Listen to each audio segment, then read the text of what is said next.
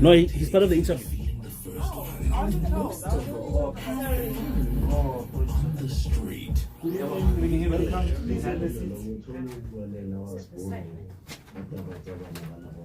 Please write down your name because we don't have it.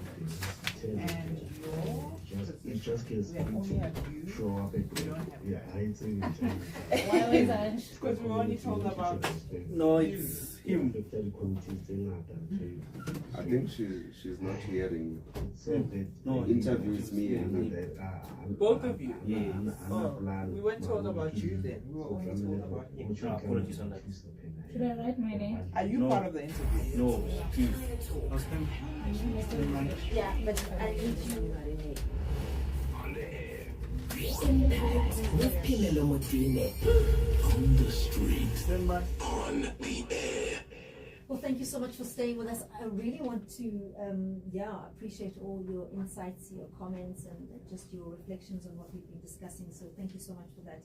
And I'll continue to take those voice notes on 063-688-0959. You're very welcome to also call in if you like, 086-00000959. Yeah, we'll certainly be watching that flotilla as it tries to go into Gaza, a very dangerous mission there. So it is now our moment of, I don't know, I suppose, our attempt at looking at what is positive in South Africa at the moment, because, boy, there's a lot going on. So let's take a moment to look at some wonderful things that are done by South Africans. And I have in studio the CEO of Wesolve4x. It's a foundation, and they've also got somebody else here who's the head of comms as well in studio with us. But let me just welcome you, gentlemen. Thank you so much for being with us. Thank you for having us. So let's start with you, Ngobese. What is solving for X? Thank you very much for having me. My name is Ngobese. Yes. I'm the CEO and actuarial analyst of Wesolve4x Foundation. So Wesolve4x Foundation is a non-profit organization that believes in developing South Africa education system through mathematics. We have three forecasts. The first one is providing free math extra classes for learners from grade 4 to 12 across the country, and also teaching parents math so that they're able to help their kids with homework. And then the second one, we have a campaign where we raise funds to build safe toilets for rural schools that are using pit littering. And our third pillar is raising funds to pay off historic student debt for students who are owing universities. And we do this through our fundraising process, where we manufacture and sell toilet paper as a way of fundraising to fund our initiative. I can tell you which parents allow themselves to go through the kind of, I mean, I certainly will not be one of those parents. How easy is it for the parents to buy into themselves going through the maths program?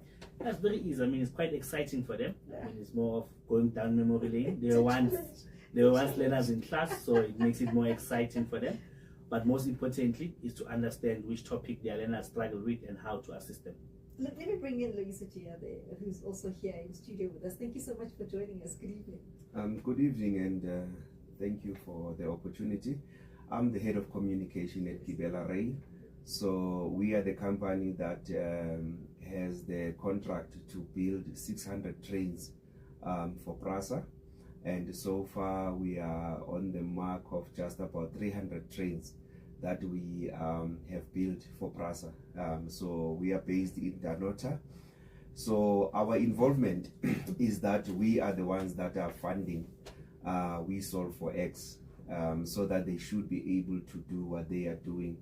So one of the things that are very much important to us is that more than just producing trains for PRASA, is that there is a socio-economic development part of the business that is very much important for us, so that when we build these trains, we must also impact the communities that are adjacent to our business.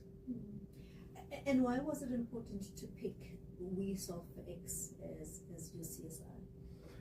Well, it's not per se to say that we picked them. What happened is that just about 3 years or so ago, we had an inkling to try and understand what is it that we can do much more than what we are currently doing at that time. So what we were doing at that time is that we had grade 10 to grade 12 for maths and science, and also TVET colleges for maths and science.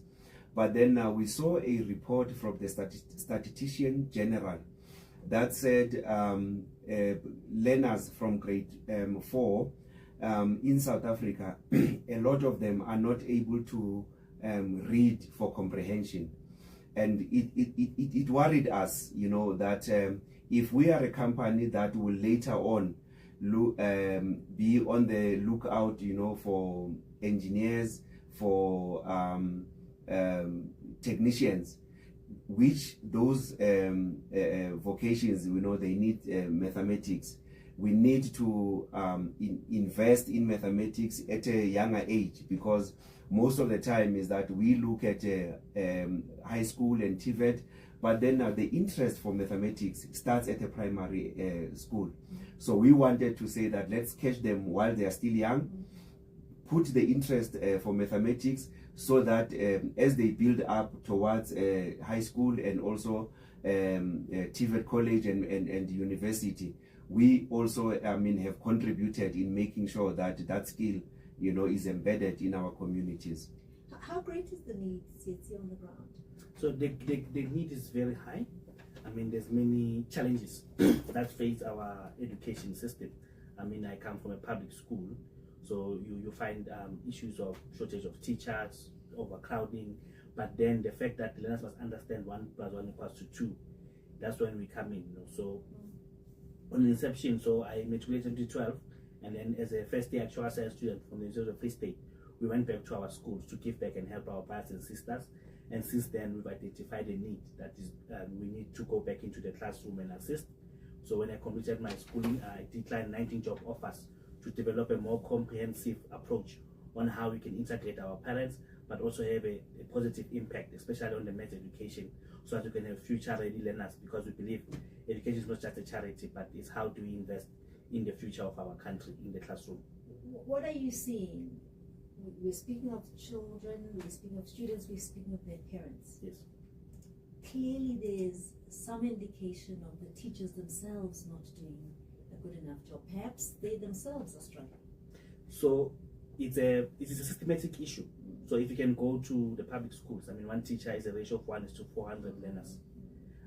By default, it's difficult for them to identify which topic their kids are struggling with the issues of infrastructure, overcrowding, peak toilets. So there's many compounding issues. So our approach was to say, if a teacher has one maths teacher with a ratio of 400 learners, then if we bring the other 400 parents, then now the teacher doesn't have only one teacher, they have 401 teachers, which can also facilitate the learning at home, so that we close this gap, because most of the parents in the schools we work with in townships and rural schools, they are involved in their kids' education, making sure the kids are at school and have school uniform. But when it comes to the curriculum, they don't know what to do. That's where we come in and say, okay, this is how you use a textbook. This is how you make sure you teach your kid how to understand. Even if you don't understand maths, these are the principles and guidelines that you would use, so that you are able to help the learner and also get support from the teacher. Lisa, you spoke of how difficult it was to get those graduates. You were looking at TVET colleges and so on. Just how difficult is it to find the right kind of skill set for the kind of work that you do? You spoke of that deficit. Just maybe give me a sense of how big it is. Look, one of the things that are very much important to understand is that in South Africa, there is about a 40-year gap, when it comes to the manufacturing of trains. So the skill, over time it dissipated, and we did not have enough. So when we started as an organization around 2014, we had to take our employees and take them to Brazil, where they can be able to understand and to know the techniques, of how to build a train. And then when they came back, the first 20 trains were built in Brazil by South Africans using South African material, but also, other components were coming from other countries. Now, our trains, when it comes to manufacturing, they use the European standards, which is the highest standard, when it comes to the manufacturing of trains. So it's very much important to make sure that the skill set that is there can meet such standards.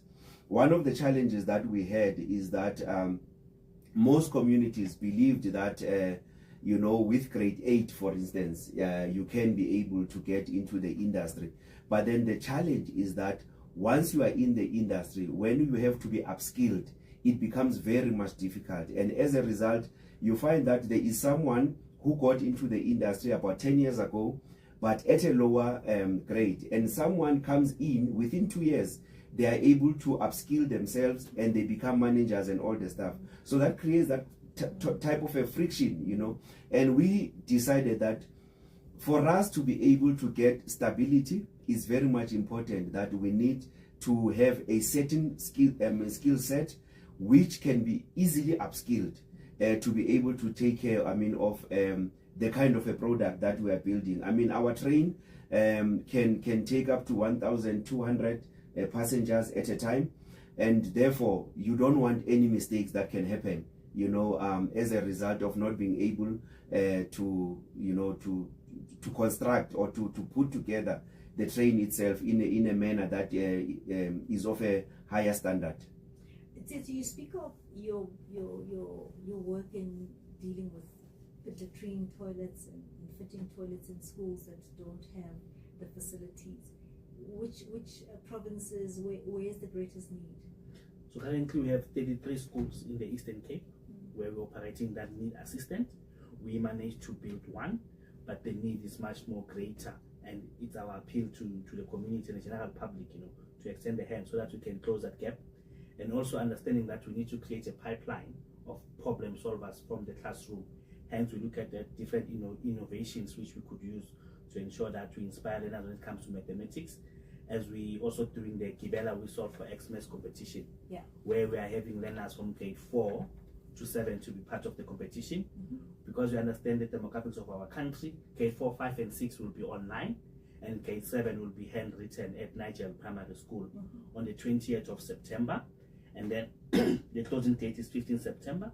Parents can register their kids online on our website at www.wesolve4x.co.za, and with the support of Gibela, the top 20 learners will also get an opportunity to visit Gibela factory to see the practical application of mathematics and how these trains are built using this concept of mathematics, so that the concept of mathematics doesn't only end in the classroom, it has great application.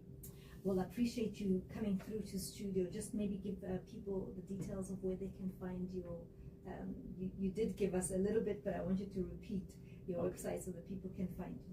No, thank you. So they can go on our website, www.wesolve4x.co.za. They'll be able to apply for their learners grade 4 to 7. And so they can follow us on different social media platforms at Wesolve4x. 4 is the numerical value. All right. Let's see, it's Ngobese as well as Luisa Gia, who's the head of comms at Gibela Rails. Thank you so much, gentlemen, for coming through to us, and I'll be back with more after this. I have Madame Commissioner Somebody. Yes. Like really first. Thank you so much. Thank you. Thank you, gentlemen. Oh, there it is.